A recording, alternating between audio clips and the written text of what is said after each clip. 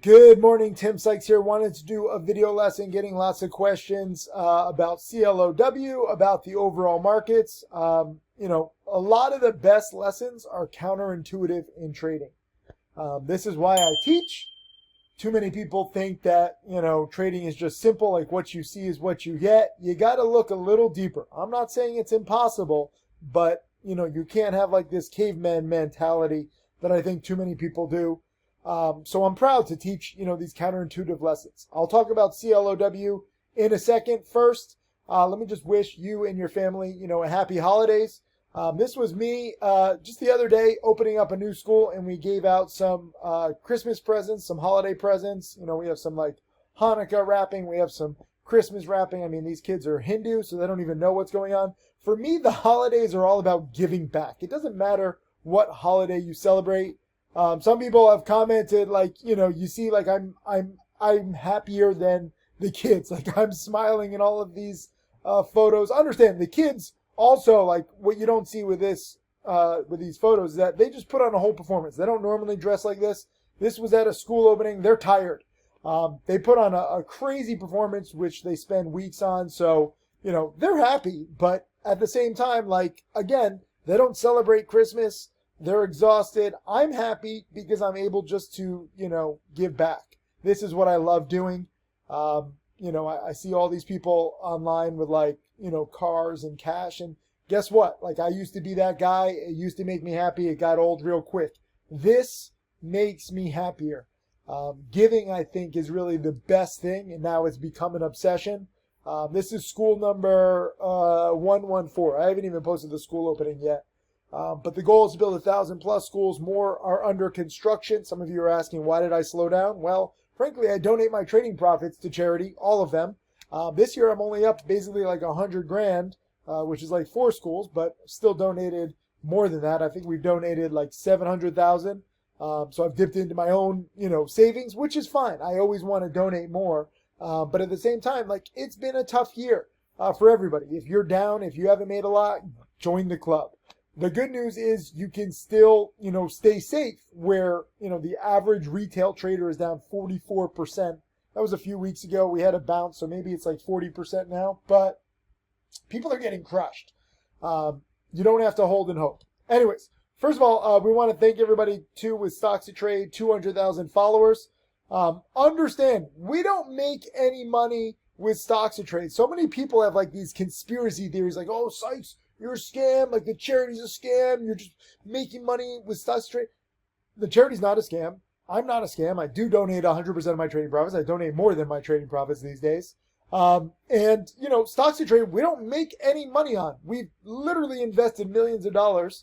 But this tool helps you. If you are a member of Stocks to Trade and you use the scans that are specifically made for low price stocks, or if more importantly, you use Stocks to Trade breaking news, which I literally would not trade without, you know how valuable it is. Some people, just are helpless. This is what I've learned. I try to help everybody. Some people don't want to study. They don't want to invest in their education. They don't want to actually pay attention. They just want hot stock picks. Those people are helpless. They're not worth my time. Thank you to everyone following Stocks to Trade. Thank you everyone using Stocks to Trade. It is here to help. You have no idea how hard it is without the right tools, without the right education. And, I wish that, Elon Musk and Neuralink was a thing right now where you could just tap into my brain and you see it. And then you'd be like, wow, you've been telling me the truth. I need to get on this ASAP. But unfortunately, you can't tap in yet. All I can do is make video lessons. The good news is we also have this holiday bonanza going on. I will link this. It's Christmas, it's Hanukkah. It's everything. Again, we don't discriminate between the holidays, but it's a whole bunch of, special holiday deals for 8 crazy nights because, Hanukkah is 8 nights, and here I am dressed as Santa Claus. I actually do have a blue Santa Claus outfit for Hanukkah called Hanukkah Harry. But the funny thing is we help a lot of kids in inner cities, and I guess there's different gangs with different colors. So when I was dressed as a blue Santa, they thought I was like a gang member Santa, and I was like, no, don't want that. So I'm sorry it's confusing, but again, happy holidays. And I'll link this. We have new gifts unwrapping every night for the next few nights. Let's talk about some stocks. First of all, let me talk about CLOW first, because this is, my latest trade. I made a little under 1,000 on it, nothing huge, but it kept dropping. Understand, I'm in Asia for the next few days, opening new schools, new homes now too. Wait till you see some of these videos. I was buying the dip right in here. This is part of the reason why I come to Asia. Some people are like, oh, Tim, if you didn't travel so much, you'd be a better trader. I'd be a worse trader. I'd be a worse human. I would be less motivated every day because, frankly, I love doing what I'm doing, teaching and traveling and charity. But I would also overtrade, and I would also get stuck in plays like this. Had I been, more awake, CLOW, I was looking for a morning panic. We didn't get it. But had I been more awake in here, I probably would have tried to dip buy this here in the threes. And there was like a little bounce if you were quick, but it basically failed. And I only saw it here, which was a good dip buy, because several people in the challenge chat were like, Tim, wake up, like it's happening. And again, I wasn't even aware. I was looking for a morning panic. I'm not looking for like an afternoon panic. Afternoon panics, if you watch enough of these videos and you see enough of these real time, you know that afternoon panics are not as reliable. So the first panic midday or in the afternoon usually does fail. I literally did not even see this. I'm like half awake at this point. It's past like 2 a.m. for me. I've had a long day. But then this one, I was about ready to go to sleep, and I just looked at the challenge chat, and there were like 5 or 7 people being like, Sykes, wake up. It's happening. So I did dip buy it because, again, this is why I'm saying, trading is not as simple as you want it to be. Some people say, oh, Tim, afternoon panics, never dip buy them. Why? Sometimes, especially when you have one fake out first, it does create a good dip buy opportunity. And this was good from, it actually got down to the 2s all the way to the 4s. I mean, this is what? It got down to like 284 and it hit a high of like 411. Let's do some math. Let's see. I'm not great at math. I'll be honest about it. 411 minus 2.85 divided by 2.85. Now, you're not going to catch the exact bottom or sell the exact top, but this is a 44% bounce, okay?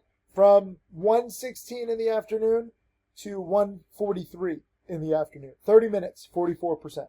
Leave a comment below.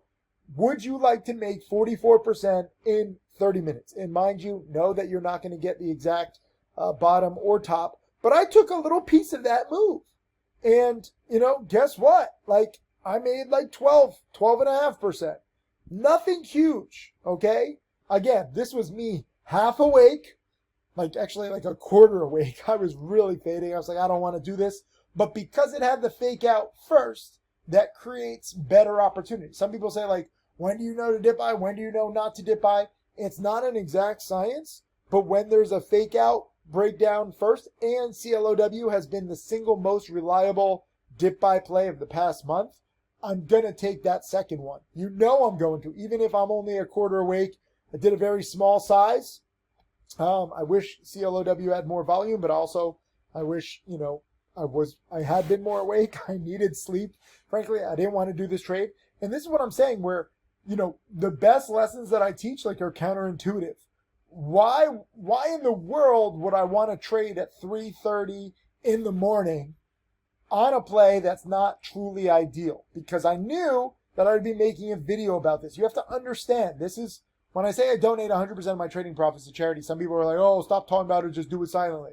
I think more traders should donate some of their trading profits to charity. I see like these, other charities in quotes, and they have like big parties, big events, and then you see what they donate to charity, and it's like a very small percentage. There are these big broker parties, brokers spend like, hundreds of thousands of dollars, and then they donate like 10, 20,000 to charity. It's ridiculous.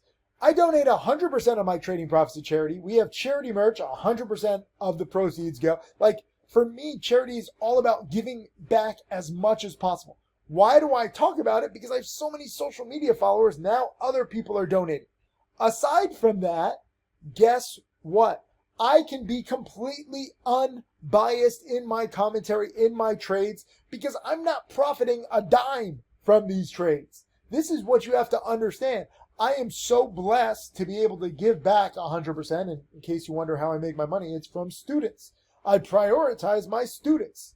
If you blow up, if you lose everything, if you're like, Tim Sykes sucks, I don't want to learn, then that goes my business.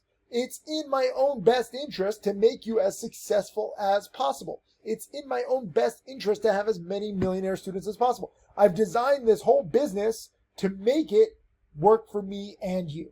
Okay? So some people say, oh, like you're trying to get a stock down, you're trying to get a stock up. I don't even care. I don't profit one dime from my trading. I try to teach you lessons. So when I did this trade, yes. Am I happy that I profited and I was right? Yes. But at the same time, had I been wrong, it still would have been a video lesson. I'm happy though that I took the single and then I went to sleep. Some people were like messaging me later in the day. I wasn't even awake. I do need sleep sometimes. You know, I slept from basically like 4 in the morning until like 8:30 in the morning. And then I'll sleep, you know, before the market opens at night too. Like, it's a miserable schedule. But guess what? This protected me from anything else. I took the little single, and this is why I like being, you know, like a retired trader who comes out of retirement when there's a play that's good enough. I would feel so guilty missing it, so I have to take it. But had I been awake, you know, I don't know if I would have dip bought this, because this is kind of like a weak double bottom. I might have dip bought this. You know, I might have broken the rules. I know that I'm not supposed to buy like 2 p.m., 3 p.m., you know, panics and dips. But because CLOW has been so consistent, I might have taken it. And I would have lost, and I would have been wrong. You know, so me traveling a lot protects me from myself. I am not a perfect trader.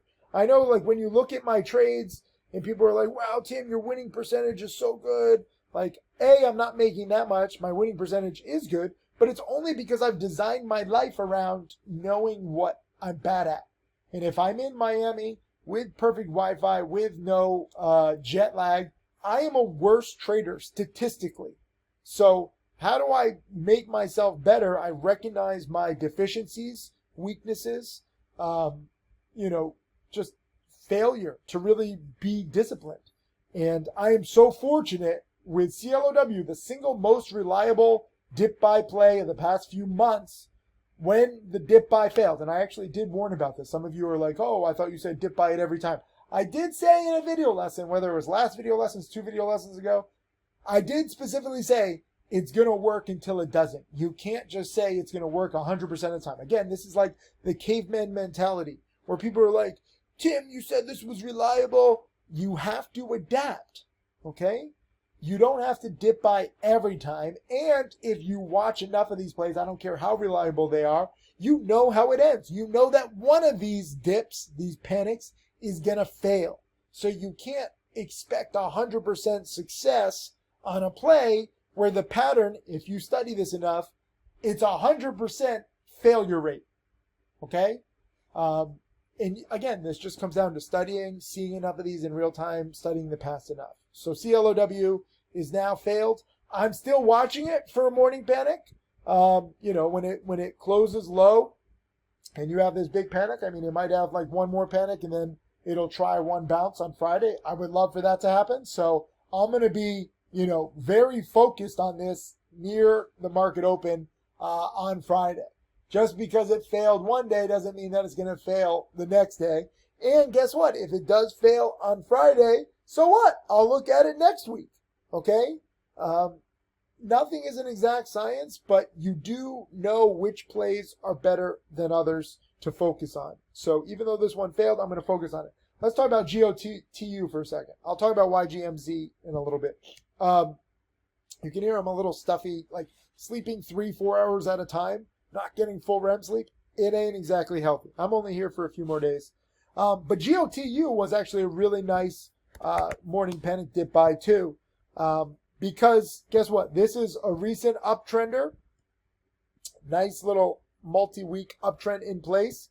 A lot of newbies were really excited for it to break out here. You know, if you look at the breakout here over like the 340s, it was a nice breakout here. It's kind of like a double top and then a triple breakout. But when it went from the 340s, broke out to the 380s. So when this thing breaks in the morning and it breaks above 4, all the newbies are like, oh, it's going to 5. It's going to be a huge home run. Well, you also have to understand that, when you have one big spike and then another big spike and then another big spike, like, again, it's kind of like a bouncing ball pattern where if the plays are bouncing and on the way down on the back side, the right side of the chart, each bounce gets smaller. Same thing applies with these breakouts. Usually I'm there for like the first breakout, and I was looking at this play right here and it didn't break out convincingly. This was like a midday breakout, which is not my favorite. But usually when you have one breakout, it's not necessarily impossible, but more difficult to break out the next day. Like a bouncing ball, every bounce is smaller. On a breakout play, every breakout is smaller. Like if we go back to MMTLP, which is still halted, this breakout here. I bought the breakout here at 760. I nailed it. I was ready for it. I also bought the breakout here at 10-ish, but it wasn't very convincing. I think I took a small loss, then I got back on, and I had like a small gain. But like this was a better breakout. I like the initial breakout better than like the secondary or the tertiary breakouts. So when GOTU failed, and I saw a lot of people like depressed because they bought this morning spike and then it wasn't breaking out, and that turned into a morning panic. So understand, like, this morning panic was purely created by over-aggressive longs who don't study enough. And this one isn't as volatile as CLOW, so I, didn't expect much. But again, this goes back to why I teach, how I teach. Every trade that I do is a lesson. I'm glad it worked out, but at the same time, I'm testing out different theses. Some people are like, how do you know all this? This is all just me learning the hard way from 20 plus years of experience. But I did see several chat rooms, thanks to Stocks to Trade Breaking News, getting all excited about this breakout. And I was like, this doesn't look that nice of a breakout. Like, it's squeezing some shorts. Some chat rooms are trying to hype it up. And then when the shorts frankly left and the chat rooms tried to spike it and couldn't, all those little momentum buyers sold. And that created this morning panic from 420 down to like 370s. And I even said this, like in the chat room before I bought it, I was like, thank you newbies for being too aggressive. I think I said it on Twitter too. I was like, thank you GOTU noobs. This is where experience comes into play. And I had a good trade, but I did not take enough size. So CLOW, I'm really happy, small size, a quarter awake, not an ideal morning panic, so I take small size. GOTU got the morning panic that I wanted, not as volatile as I like, and I'm also not used to liquidity like this. So I only took a few thousand shares in hindsight, which is always 2020. Coulda, woulda, shoulda had 5 or even 10,000 shares. I also hadn't traded in a little while, so I'm a little rusty. But, I could have been more aggressive position-wise. And, this bounce, I basically nailed the bottom, right? And it bounced all the way up to 412. So I took basically half the position size I should have and half the gain I should have. So this coulda, woulda, should have been like a $1,500, $2,000 profit. Again, it doesn't make a difference to my bottom line at all. But I start to see what I can do better. And, when I see this kind of setup, when I see 3 chat rooms trying to hype it up together, when I see shorts getting squeezed together, when I see people getting disappointed that the spike is weak together, I got to be more aggressive. So this is on me. But again, between the 2 trades that I did, and mind you, I'm doing charity all day long. So like, I have a packed schedule. If you can make, again, just $1,000 or so. But if you can profit on 2 relatively good trades, I think this is a pretty good day for me. So I'm happy. And again, this comes down to experience. Without a lot of experience, I wouldn't have profited on GOTU. I probably would have jumped too early on. Or if I was a short, I would have been squeezed and I would have cut for losses. The dip buy opened up because of 2 underprepared groups that created the opportunity. CLOW, again, the opportunity was created by people who wanted the dip buy too quickly, and that created the second panic, which was the opportunity. And I didn't take, full advantage of this, but again, I was like a quarter awake. Now let's talk about Michael Good, because he's actually saying like another day, normal day in microcap land, tons of Chinese manipulators dumping shares of YGMZ. and they tell sectors to buy. And then he posted, some evidence of this. There's been a lot of Chinese scams, okay? I don't want to point out or pick on any one country, but China is full of scams. They just don't have the regulatory, requirements that I think are necessary. I went to China for a month years ago, and I was all excited. I've had some Chinese students, like, nothing good ever happens. So for me, I'm sorry, just expect the worst with any Chinese company. It's all very shady, and just, you got to expect the worst. I know that sounds bad because you want to be like innocent until proven guilty, but with penny stock promoters, with sketchy Chinese companies, just expect the worst. Guilty until proven innocent. So YGMZ, and again, I know that I say, like, don't short sell, these squeezers. You never know how high they can go. But this is a pattern that has worked more times than not. Aside from ILAG, where all the shorts groupthink each other into squeezing each other and losing, 6-7 figures. Michael Good had, I think, probably his biggest loss ever on ILAG. It does work more times than not. So when I say don't short sell, it's not like you should never short sell, like all short selling is bad. Just be extra careful, okay? And I saw that several of, my top students who like short selling, like Jack Kellogg, Kyle Williams, shorted this in the 5s, and they're cleaning up. So again, this is like no caveman mentality, where if you're a newbie, you should recognize that there are a lot of sketchy Chinese scams. Again, whether they're scams, whether it's gray area, I don't care. The fact is that every time these spike, especially when you have promoters telling other people to buy, it usually comes down in a hurry. When promoters tell you to buy, it's because they or whoever is paying them are selling. COSM is a great example where you have this promoter called Frank the Tank. Ignore this short squeeze that was just created, artificially by broker issues. But this whole run-up right here was created by Frank the Tank. Whoever is paying him is dumping shares into this run-up.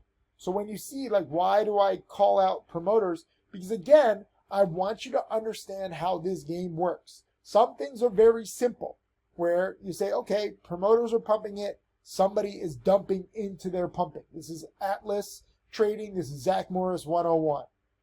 Then some people will say, well, Tim, it might be a pump, but it had like this massive run-up. Correct. Because there were too many short sellers and too many people got screwed up here. So sometimes too many promoters creates opportunity. Let's go back to ILAG, another one of these shady Chinese deals.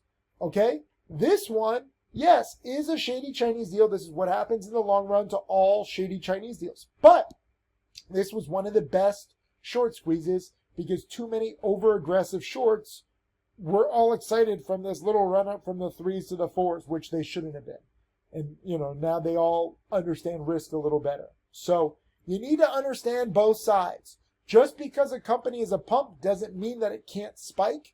It just means that it's probably going to fail in the long run. CLOW, just because it's a perfect dip buy every time, doesn't mean that it's always going to be a perfect dip buy. And if you look at enough of these plays, you know that they always crash. So I'm fortunate that I was asleep and I didn't give in to my degenerate trading tendencies, but this is how these things crash. VENG is another one. I actually should have bought this. I saw the panic from the 20s down to the 17s. I wanted it to take out the day lows here. I wanted a bigger panic. I even said this in chat. I was like, come on, big panic, take it down to the 16s or 15s. And I would have dipped bought because this has a history of big panics. But this is a breakout. It couldn't panic. But rest assured, VENG, no matter how many times it panics and bounces, one of the times it's going to end up like CLOW. Okay, same thing with GLYC. One of these times it's going to panic. Not as exact as VENG. BYSI is another one. This one is finally starting to panic. I wanted a better panic, but this one like moves slower and choppier. But, take comfort in the fact that all of these pumps end up like this eventually. And you have to recognize that. So dip by them while the promoters are bouncing them, but recognize in the future, sometimes it won't. Leave a comment. Say, I will learn from CLOW. I will learn from VENG. I will learn from YGMZ. That's the whole key here. I will learn from GOTU. All of these plays, these patterns will repeat. It's not a question of if, it's a question of when. And the second question is when it does repeat, when you do have another CLOW. And again, I don't blame anybody who wants to short CLOW. I think it's very difficult to short on the way up. You don't know how far it's going to go. You don't know how long it's going to go. But I don't blame short sellers because this is what happens. I don't blame anybody who's shorting VENG and they're trying to withstand these spikes. They're trying to withstand this breakout. I'd be very scared. A lot of shorts tried to withstand MMTLP. And Jack Kellogg was shorting this one. I think he lost 25,000 trying to withstand it. Even though it eventually crashes, you don't necessarily have the patience, risk management, or capital to withstand. So when you say Tim Sykes hates short selling, I hate short selling for newbies. I think it's very difficult right now. They don't have the training. They don't have the capital. They don't have the experience. They can't see what they don't know. That said, does that mean that short selling pumps like MMTLP or COSM or YGMZ is a bad strategy? No. You just have to understand the nuances. And again, this is why, people say, come on, Tim, you don't need to study hard. This isn't that complicated. It's not hugely complicated. This isn't rocket science, but the most money that you will make, the best prepared trades that you will make will come from these nuances where you start to understand, okay, yes, there are promoters involved. Promoters involved spike the stock, but eventually it also leads to the ruin. Does that mean that these stocks are definitely going to crash all in one day? No, there's many different kinds of crashes. Does that mean if it does crash, it's never going to come back? No, bounces can happen too. Right now, the CLOW promoters, I guarantee, are having Zoom calls, are having WhatsApp messages, are having Telegram chats, and they're trying to figure out ways to try to bounce this stock. Because guess what? A lot of newbies go down with the ship on plays like CLOW, and then they hate penny stocks. They say, oh, penny stocks are scams. They don't realize that it's the promoters. This is why I get in fights with newbies when I try to warn them about the promoters. They don't want to listen. But now they're down 60, 70, 80, 90%. And they're not blaming the promoters, mind you, because the promoters here are so nice. The promoters are saying it's the short sellers, it's FINRA, it's the market makers. God forbid, never blame the penny stock promoters, even though if you research tens of thousands of these examples, it's always the promoters who are to blame. Promoters always lie and come up with this. By the way, let me just give you one blog post to study too. This is a good blog post, how to spot the top of a penny stock pump. The promoters tend to lie, specifically about me, when their pump is about to end. They say Sykes is shorting. And this is part of the reason why I also don't personally short, because it would just give the promoters too much ammo to say Sykes actually is shorting. I'm not shorting any of these pumps. The promoters lie and they blame me because, again, they're looking for a scapegoat. They don't want the newbies to understand that it's the promoters and whoever's paying them that are liquidating. So they come up with a patsy, which is typically me. And then I fight back and they don't like it. CLNV, this is a promo. TPTW is a promo. This is how they always end. INND is a promo if you want to get into this. DPLS is a promo. TXTM is a promo. TXTM gasp is down 90%. Yeah, I warned about it. So read this blog post and understand, this guy said, I hope a lot of people would not be rich if it wasn't for your corny videos you did. Honestly, thank you for exposing these repeatable patterns. It's my honor. And I understand some of these videos are corny. I don't care if you hate me. I don't care if you like me. A lot of my top students are sick of me saying the same things. They're like, yeah, I get it. I might have made them rich, but they're sick of it. If you look at my Twitter engagement is down because I say the same things. I'm not innovating here, but it's the same patterns every time. So it's my honor to teach. And I also tweeted this. I said, realize 2023 is going to be the best year ever, but you need to stick around. and you need to have the capital to take advantage of it. I can't tell you how many people are like hodling Tesla going all the way down with the ship, hodling GBTC, like, look at the discount to Bitcoin. Shut up. Respect price action, respect repeatable patterns, stop listening to promoters, stop the groupthink, stop hodling. I think really hodling in the future, we're going to look back at this and like people are going to realize hodling is like worse than cancer. It's more destructive. It might not kill you, but it kills your savings. You don't need to hodl, you need to study. So again, I will link this blog post, how to spot the top of a penny stock, memorize it. I will link this holiday deal, take advantage of it. The more tools, the more preparation you have. I got to go. I'll see you in chat. Happy holidays.